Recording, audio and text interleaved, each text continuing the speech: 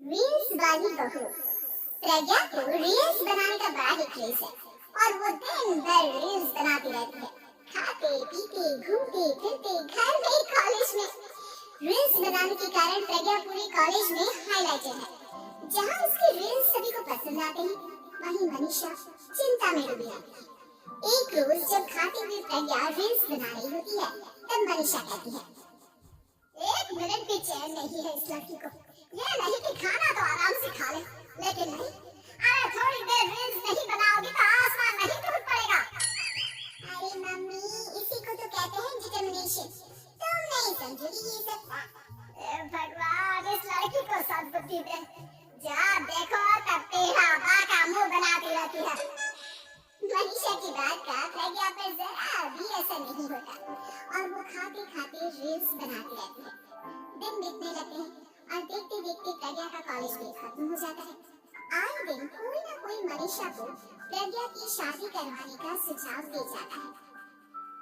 सब ठीक ही कहते हैं, प्रज्ञा की शादी कर देनी चाहिए। अपने घर के काम काज में व्यस्त हो जाएगी तो खुद ही ये रील्स और नाच गाना बंद हो जाएगा। मनीषा और प्रेम प्रज्ञा के लिए एक अच्छा लड़का ढूंढने लगते हैं और तभी विकी का रिश्ता प्रज्ञा के लिए आता है, जिसने प्रज्ञा को उसकी रील्स देखकर पसंद कर लिया था। अगले दिन विकी अपने माता पिता के साथ प्रज्ञा के घर पहुंच जाता है और प्रज्ञा साड़ी पहने हाथों में चाय की ट्रे लिए उनके सामने आती है। जब विकी को पसंद है तो हमें भी बहुत पसंद है। बहन जी, आप बारात की तैयारी कीजिए।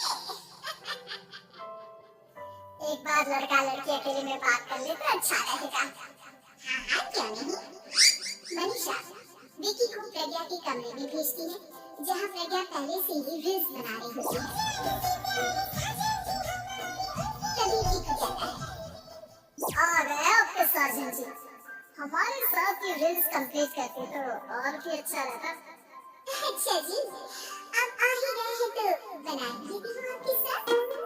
दोनों मिलकर रील्स बनाते हैं। जब दिन मीट और तुरंत पोस्ट भी कर देते हैं। फिर विकी कहता है, जब आप साड़ी में चाय लेकर आए तब मुझे लगा कि कहीं मैं गलत करना तो नहीं आ गया। आप सही है। दोनों की शादी पक्की हो जाती है और शादी के दिन भी प्रज्ञा रील्स बनाने से चुकती रही, यहाँ तक कि बारात के समय भी नाचते हुए रील्स बनाती है।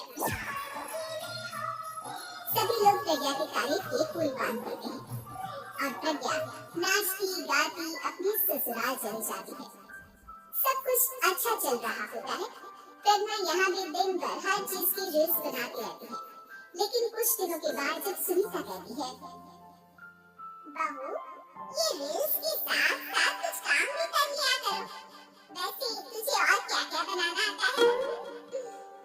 मम्मी जी वैसे तो सब कहते हैं कि मैं सब कुछ अच्छा बनाती हूँ, लेकिन मुझे लगता है कि मैं मैगी अच्छा बना लेती हूँ।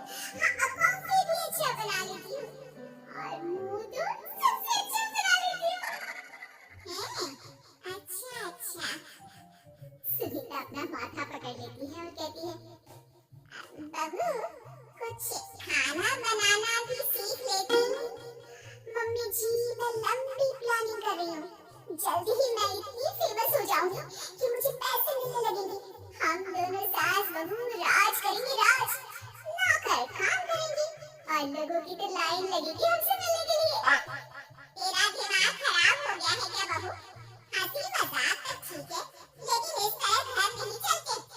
जितना जल्दी हो इस घर के तौर तरीकों को सीख लो। प्रज्ञा मुंह घुमाकर चली जाती है और तुरंत उसी वक्त एक रील बनाती है।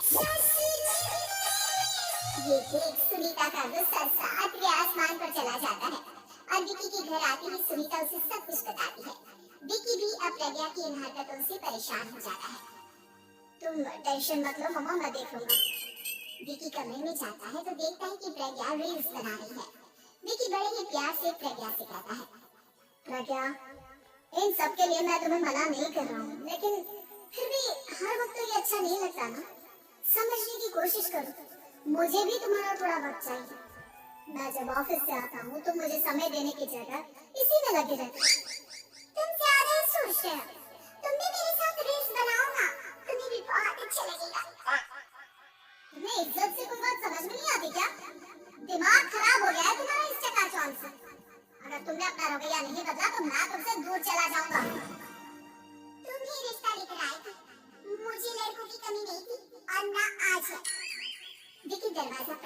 चला जाता है।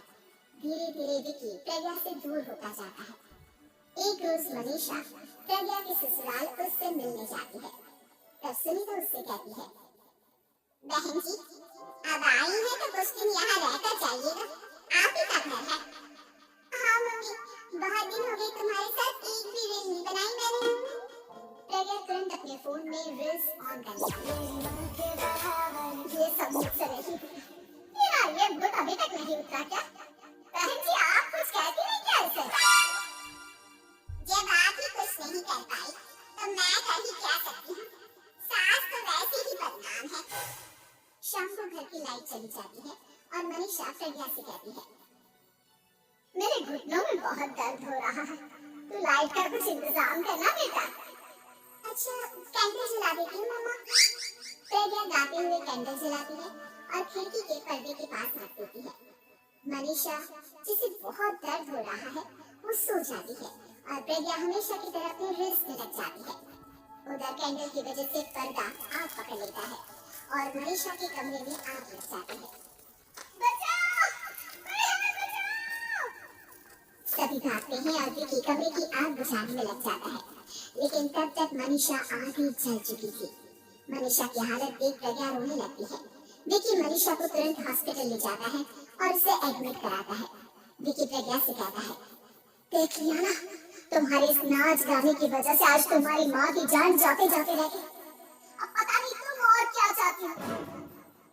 उधर डॉक्टर कहते हैं, इनकी हालत बहुत नाजुक है, आधे से ज्यादा जल चुकी है। प्रज्ञा रोती हुई मंदिर में जाती है और भगवान के आगे जाकर कहती है, भगवान मेरी माँ को ठीक कर दो, मैं कसम खाती हूँ आज से ये रील्स बनाना छोड़ दूंगी, बस मुझे मेरी माँ वापस मिल जाए। 2 दिन बीत जाते हैं और मनीषा खतरे से बाहर आ जाती है। पेशेंट अब ठीक है, आप लोग उनसे मिल सकते हो। सब कोई मनीषा से मिलता है और प्रज्ञा सबके सामने अपना फोन तोड़ देती है। मुझे माफ कर दो मम्मा, मैंने तुम लोगों की बातों को नजरअंदाज किया। बेटा कोई भी चीज जरूरत से ज्यादा खराब है। मैंने तुम्हें रील्स बनाने से कभी मना नहीं किया, लेकिन हर वक्त एक ही चीज तो सही नहीं है। मैं समझ गई हूँ मम्मा, आई एम सॉरी। प्रज्ञा उस दिन से रील्स बनाना छोड़ देती है और पूरी तरह से अपने घर में लग जाती है।